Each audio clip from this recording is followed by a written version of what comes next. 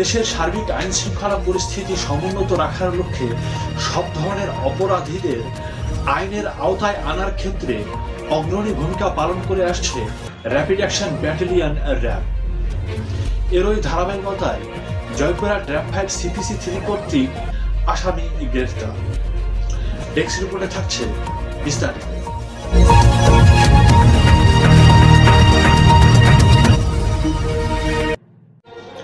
63 বোতল ফেন্সিডিল সহ জয়পুরহাট র্যাব 5 কর্তৃক আসামি আটক। মাহবুব হোসেন মেজরের ভিডিও ও তথ্যচিত্রে থাকছে বিস্তারিত।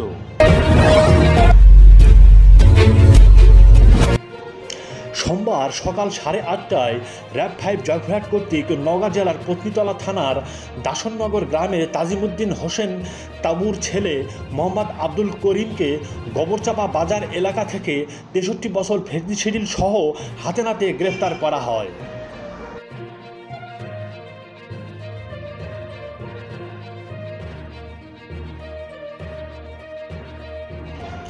গ্রেফতারকৃত আসামির বিরুদ্ধে মাদক নিয়ন্ত্রণ আইন 2018 অনুযায়ী নওগাঁ জেলার পত্নীতলা থানায় একটি মামলা রুজু করা হয়। সেই সঙ্গে অত্র এলাকায় মাদক নির্মূলে তথ্য দিয়ে সকল জনসাধারণের সহযোগিতা কামনা করেন জয়পুরহাট র্যাব 5।